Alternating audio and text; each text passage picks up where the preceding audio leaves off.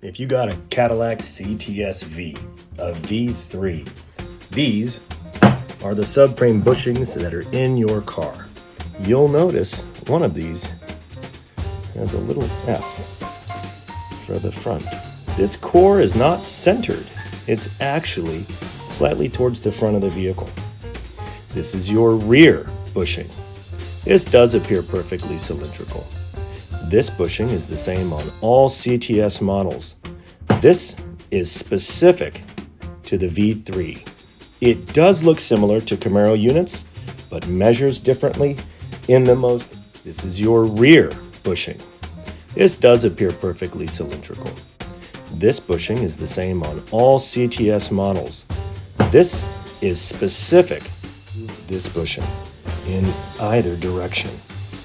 I believe this is probably the single largest culprit that causes the sway under power. This bushing is the same part number for all third-gen CTS. It's probably the single largest culprit that causes the sway. Enough talking about problems. Let's start talking about solutions. Here we're at the upper side of the rear bushing, part number 003. It's going to sit right into that gap, positively locating the core and connecting it solidly to the outside surround of the bushing, removing any of the movement on that top end and sitting perfectly flush, just as we want it, next to the unibody. Now let's move on to the lower side of the same bushing.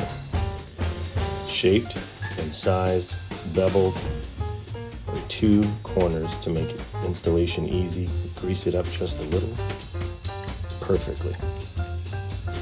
The core and the outside can no longer move independent of each other. And if you look carefully, you'll see it's flat all the way across. It's going to mount to the core. It's going to bolt right up, just like so. And on the top end, it's going to mount into the car and lock everything up perfectly.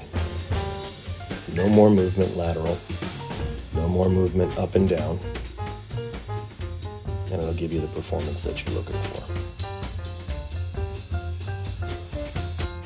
Moving on to the forward bushing. Here we are looking at the top of the CTS bushing, and our insert has been specially designed to fill the maximum of the void possible and locating that metal center core to the outside jacket of our cylindrical bushings. Now you will notice those little nubs around the top of the CTS bushings.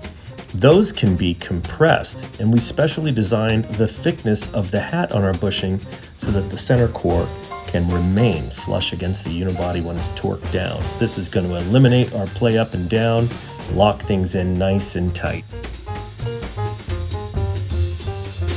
Cadillac doesn't have that. Now we're moving on to need? the bottom of the forward We bushing. need something that Part caters number itself 002 has been designed to fit this puffy square section, as I call it. It's going to have that 002. unique shape This in the middle. It's got a big see cylinder it's the raised same section that's going to fit down into the bushing, shouldering itself up against right the in. inside rubber-coated steel Torque of down the cylindrical bushing, perfectly, and also you'll having see a the bit of a ledge hat right along here so that it can mate up with a perfectly nice capture stainless steel washer on the this bottom. part of the bushing, which Compress the is right entire on top of bushing the steel up support. in It'll towards hold the it. unibody, keeping everything Apply your pinned washer so you to the don't bottom have of it. any vertical movement, while then you bolt also all of locking this it fore and aft to the and vehicle. lateral movement, giving you the performance that you want. I'm going to use another. So this washer I'm installing here is actually to where the simulate sheet metal of your going up into the unibody is going to chassis be of when the this car. bushing is installed.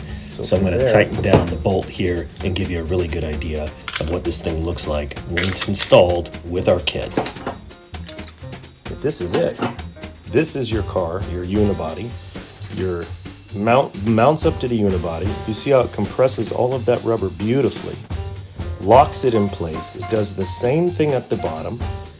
While this washer and this washer, well, the unibody and the washer actually grab the core. So here you can see what the forward bushing of the rear subframe cradle is going to look like when it's installed and torqued down. Well, folks, that is pretty much it. I put a whole lot of work into this subframe kit for the V3s, really hoping it can make a difference for a lot of you. I have sat with these things on my desk for months. I can't tell you how many hours I've been holding these things, looking at them and analyzing them. If I put this much time into a Rubik's Cube, what am I talking about? I did. I never got any better at those. But this is a little easier. Anyway, hope you enjoy.